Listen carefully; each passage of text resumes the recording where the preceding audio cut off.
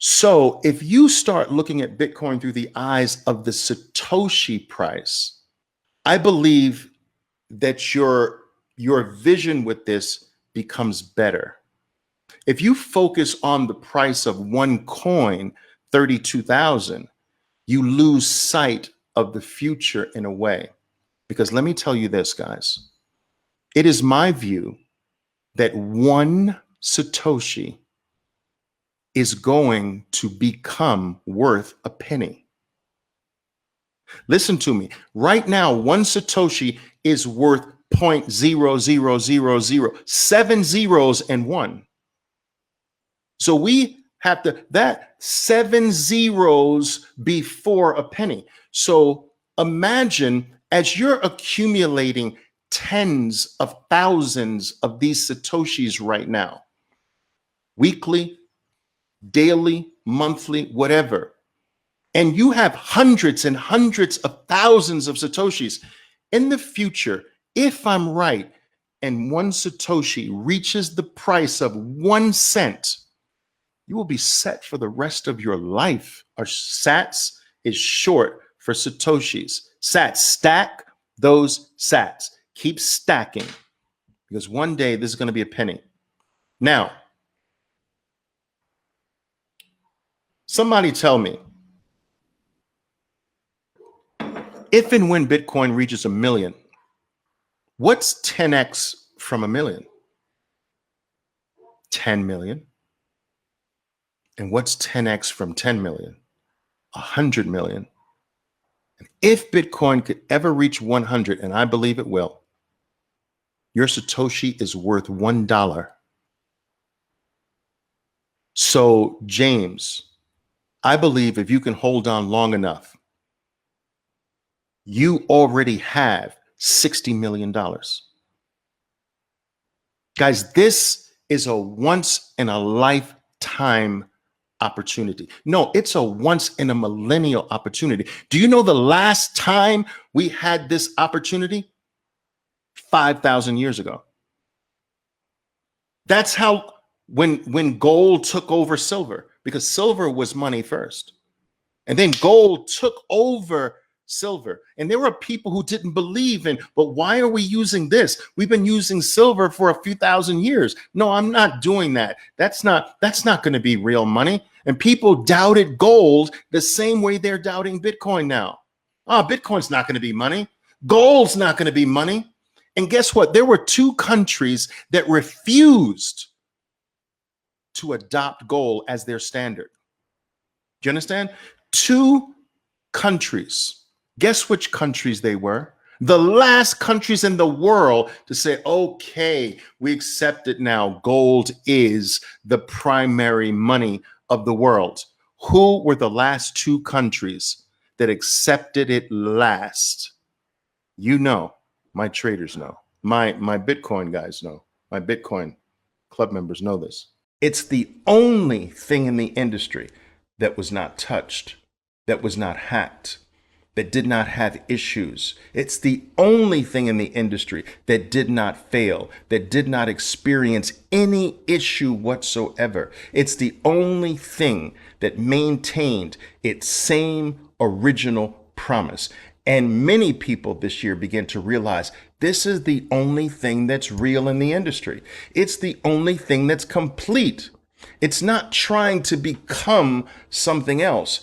It's just doing what it always was. It's not a promise for the future. It's doing it right now. It's not a project that needs to be completed. It's already complete, and it never fails doing what it promises, what it promised in 2009. It's never failed. Every 10 minutes, it gets exponentially harder than the last 10 minutes. Do you understand that to gain control, theoretical control of the Bitcoin network would take, I can't remember this, but it would take all of the computing power on planet Earth, right, multiplied by the energy equivalent to go from here, the earth to the sun, like 130,000 times. It's something so freaking ridiculous that it can't happen. Now, it just can't happen. You can't collect all of the computing power on earth anyway. How is that done? And then much less that multiplied like times 130,000 times the energy it would take to go from earth to the sun 130,000 times. Like it's that insane. And check this out. Every 10 minutes, it exponentially, not marginally, exponentially becomes more difficult. And I think that it's very clear to most governments around the world now that you can't ban Bitcoin. Guys, Bitcoin can never be banned. You can never ban me from holding 12 words in my head. No one can ban you for holding 12 words in your head. And no one can ban us from exchanging value. No one in the world can ever stop me from sending Bitcoin to you. No one in the world can stop you from sending Bitcoin to me. No one in the world can stop me from holding words in my head. And no one in the world can take words out of my head. Do you understand? So because Bitcoin, this is what makes Bitcoin the money of the people. It can't be controlled. It is not controlled by a single human being, nor a single organization, nor a single nation state.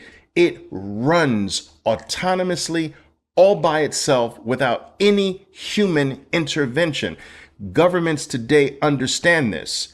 It's happening in real time in front of our faces.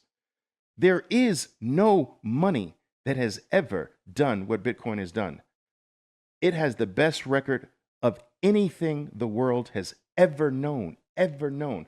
That includes a stock, that includes a bond, that includes a real estate, nothing the world has ever known has performed like Bitcoin. Why? It's eating the world. It's the apex new, better money that is eating the world. It's eating the US dollar. It's demonetizing gold and every other form of money.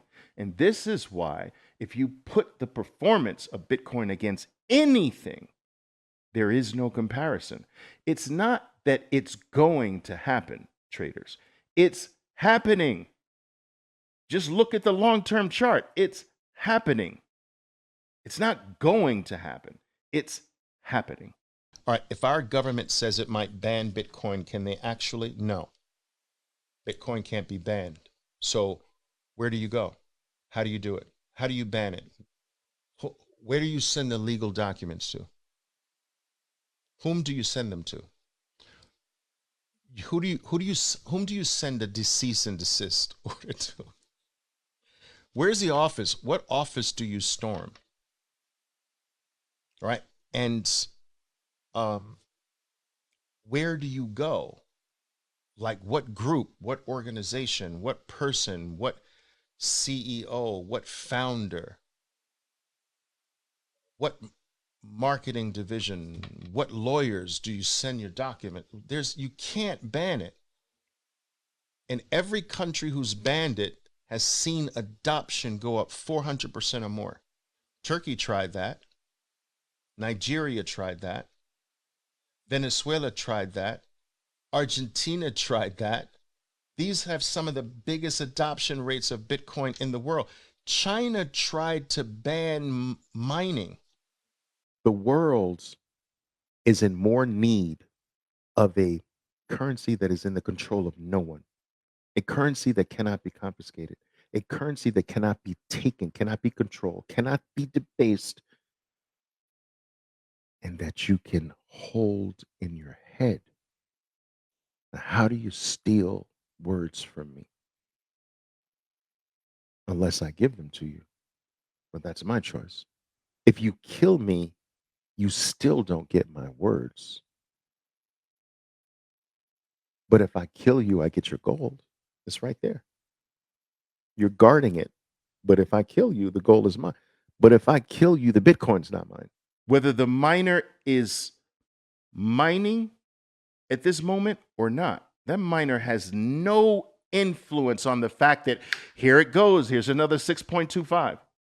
Next 10 minutes, boom, here's another 6.25. There is nothing a miner can do to influence the fact that every 10 minutes, Bitcoin all by itself, without any human intervention, releases another 6.25 into the world. It runs itself. It doesn't matter what you think. It doesn't care what you believe. It doesn't care what's going on in the world. It doesn't care what governments say about it, supposedly do about it. Tick tock, next block. Boom. Here's another 6.25. Oh, yeah, that's an interesting opinion about me. Boom, here's another 6.25. Oh, wow, that was a good one, man. That was a good one. Boom, 6.25. It just doesn't freaking care. In my opinion, I've never come across something like Bitcoin. Bitcoin is 100 Amazons. Bitcoin is every one of those plays times 100. It is not even in the same ballpark. I've never seen an opportunity like this, and I feel it's my responsibility to drag as many people along as possible. And I will continue to pound the table that this is the way you deal with Bitcoin. You don't try to sell the tops. We can hedge the tops, which we will do on the next run, but you don't sell the tops. You don't let go of what is going to be the most valuable asset in the world, because at a certain point, you'll never get it back.